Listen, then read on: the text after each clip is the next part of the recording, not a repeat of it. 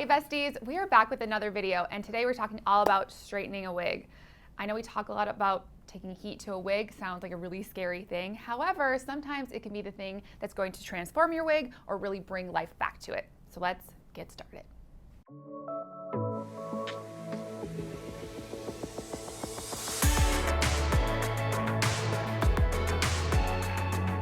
If you've been following along for a while, you know that whenever I'm styling any sort of wig on my head or a mannequin, we want to make sure that it's not slipping around. That's dangerous when it comes to heat tools, right? So we want to make sure that we are staying in place. So that's when we have our wig cap wig grip combination come in, or you could use our 360 lace line grip or just our basic wig grip. This is going to ensure that your wig is staying in place while you're really doing that heat styling, because you do not want it wiggling all around. To start here, I'm going to put on our 360 grip right here on the mannequin head and really make sure it is nice and tight. And then we're going to place Ginger Spice back onto here.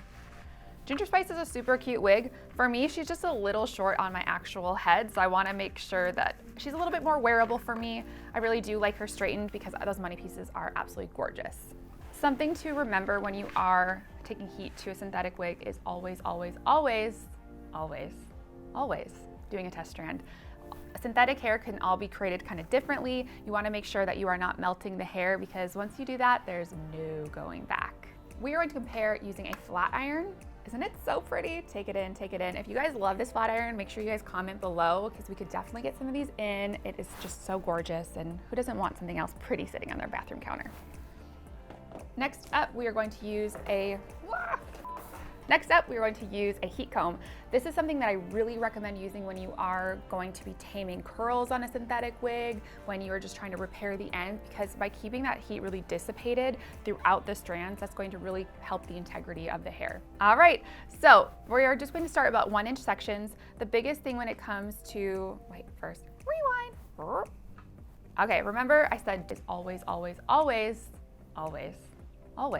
doing a test strand. So I do have it set to 320 degrees. This is usually the safe space for a synthetic material. However, you can always start a little bit lower. What I'm going to do is just start doing that test strand right here in the back on a fiber that won't really matter. And what I'm going to do is put that heat all throughout, and then I'm going to hold it down. This is really important, because if you were to just put that heat through, it might just snap right back into that formation, because the biggest thing is we're trying to change the pattern of the hair.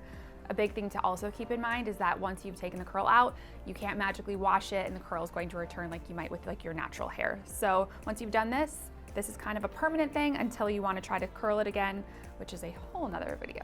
Which side do you guys think will straighten faster? Will it be the heat comb side or the flat iron side? I think I have my guess. I'm really curious to hear what you guys think as well. We're just going to kind of speed through this, and we are going to come back and show you guys the technique on the other side. So this is going to be one of those things where heat combs are really great for repairing dry and damaged looking ends of the fibers. Fully straightening it is always a little bit trickier. It's just going to take a little bit more time.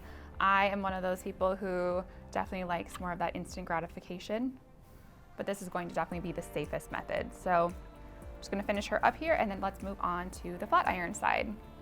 Also with these little ends here as well, you can always just go back in with that flat iron to really just kind of seal the deal. Using heat also once you cut a wig is also important, because then you are going to seal those ends of those fibers to make sure that they don't fray even more. Okay, so we already know that the strands really can handle some high heat. However, the flat iron is a little bit different, because chaos will ensue. You do not want to melt this baby.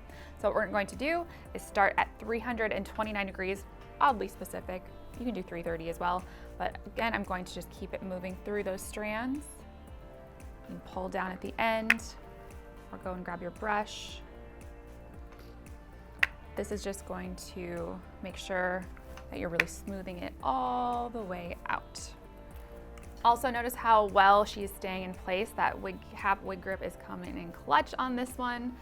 Definitely use this on your own head as well if you do choose to style on your own head.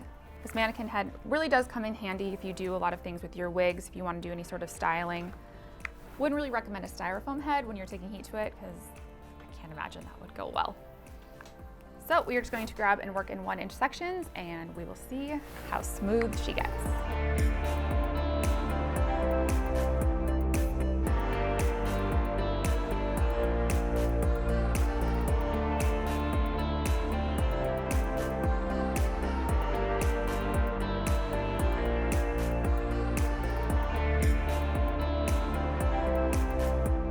really keep in mind when you are straightening a wig, if it was actually created to be curly, sometimes there could be a little bit of indiscrepancies in the length because the way that the curl is built into the fiber, the length was kind of chosen to make sure it's sitting really nicely.